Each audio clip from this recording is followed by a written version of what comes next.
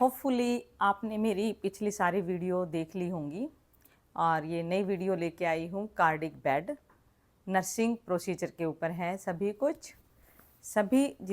अभी तक मैं बता रही हूँ आपको वो नर्सिंग से रिलेटेड ही है। सारे नर्सिंग प्रोसीजर मैं आपको बता रही हूँ। तो ये बेड नंबर कार्डिक बेड में जैसे कि वेल अंडरस्टूड है, कार्डिक बेड हार्ट वाले पेशेंट के लिए बनाया जाता है।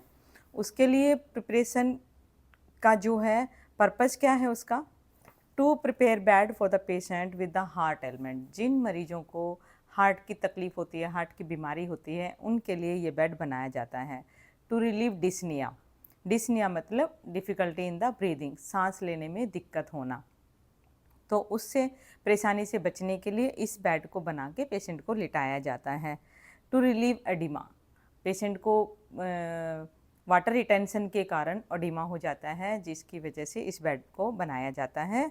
To prevent bed sore, patient जब ज़्यादा मूवमेंट नहीं कर पाता तो बेड पे लेटे लेटे उसको बेड सोर हो जाते हैं, यानी कि घाव होने लगते हैं। जब एल्बो पे प्रेशर पॉइंट जहाँ पर होते हैं वहीं पर ये बेड सोर होने लगते हैं। स्कैपुला पे, एल्बो पे एंड आपका बैक बोन में, सभी जगह पर ये हार्ड एरिया में आ जाते हैं। तो उससे बचने के लिए कार्डिक बेड बनाया जाता है। To prepare the unit to meet emergency if any, और उस यूनिट को, उस क्यूबिकल को या उस बेड को उस तरह से प्रिपेयर किया जाता है कि किसी भी टाइप की एमरजेंसी आपके पास आ जाए, कार्डिक एमरजेंसी, तो आपका बेड रेडी होना चाहिए।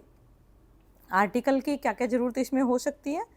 जो ओपन बेड के लिए हमने आर्टिकल यूज़ किए थे, मोस्ट ऑफ द वही आर्टिकल यूज़ करने हैं। आप मेरी ओपन बेड की वीडियो एक बार वॉच कर लीजिएगा, उसमें मैंने पूरा डिटेल में बताया है कि क्या क्या आर्टिकल उसमें हमें यूज़ करने हैं।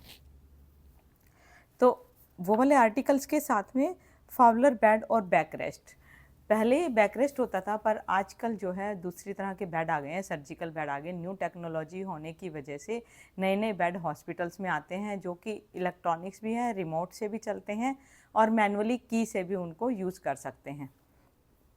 तो एक्स्ट्रा पिल्लो चाहिए हमें, 4 एक्स्ट्रा पिल्लो चाहिए।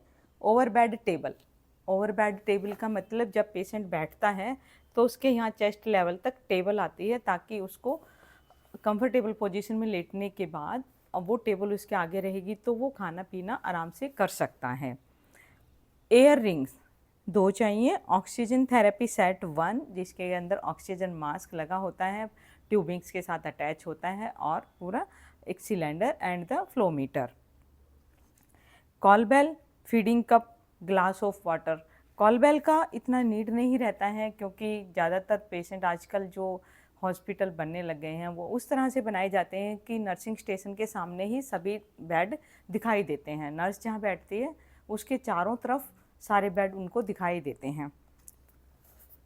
इन the glass of sorry sputum mug and Savlon and gauze piece, then a foot rest and knee pillow, और एक पिल्लो जो कि नी के नीचे लगाना है।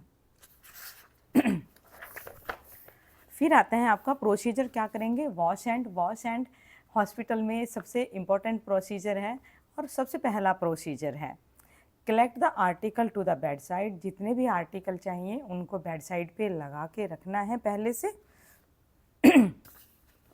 Place the cardiac board in the upper half of the bed if it is a spring bed. तो spring bed आज तक इस तरह के बेड जो है कम हो गए, जैसा कि मैंने बताया। कार्डिक बोर्ड लगाना है, और इन द अपर हाफ जो होता था, जो नए बेड आ गए हैं उनमें नीड नहीं है। मेक एन ओपन बेड, सबसे पहले ओपन बेड बनाना है। Place the back rest in the position if it is not Fowler bed, अगर वो फाउलर बेड नहीं है तो रिमोट से उसको हेड साइड अप करनी है। Place the air ring in the position, air ring लगाने का नीड नहीं है, पहले पेशेंट को ऐसे ही लिटाना है, क्योंकि एयर मैट्रेस आ गए हैं आजकल। एयर रिंग की जगह एयर मैट्रेस आ गए, वाटर मैट्रेस आ गए, बहुत सारी न्यू टेक्नोलॉजी हॉस्पिटल्स में आ गई हैं, तो उनके साथ पेशेंट बहुत कंफर्टेबल फील करता है। Arrange pillow on both side to keep patient comfortably, patient के साथ में इधर भी और इधर भी पिल्लो लगाना है, जिससे कि वो कंफर्टेबल फील करे।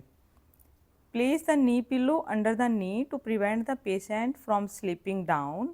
Arrange pillow on either side so that arm as well supported. अच्छा, अब आपको क्या करना है, आपने सिर के साइड से बेड को ऐसे उठा दिया, टिल्ट कर दिया हेड साइड में। फिर पेशेंट को करवट से लिटाना है, क्योंकि करवट से उसको कंफर्टेबल पोजीशन होना चाहिए पेशेंट को। और ये पेशेंट आपका दोनों साइड में पिल्लो लगाने हैं और नी को फोल्ड करके नी के बीच में पिल्लो लगाना है, क्योंकि जब आप हेड अप रेज कर देंगे तो पेशेंट नीचे की तरफ आ जाता है। तो उससे बचने के लिए उसके पैर के नीचे पिल्लो लगाएंगे ताकि उसको सपोर्ट मिले और उसका आपस में नी ना भिड़े और कंफर्टेबल रहे। After that the make patient comfortably and leave the unit tidy as usual, जैसा कि सभी बेड के साथ किया है। पेशेंट को कंफर्टेबल पोजीशन में लिटाना है और यूनिट को टाइडी करके ही उसको छोड़ देना है। तो इस वाली वीडियो में हमने रीड किया कार्डिक बेड। तो आप इन सबको यहाँ तक अगर आपने रीड नहीं किया, अभी तक मेरी वीडियो वॉच नहीं की हैं, तो आप मेरी सारी वीडियो वॉच कर लीजिए ताकि आपको अच्छे से समझ में आ जाए कि नर्सिंग प्रोसीजर क्या होते हैं।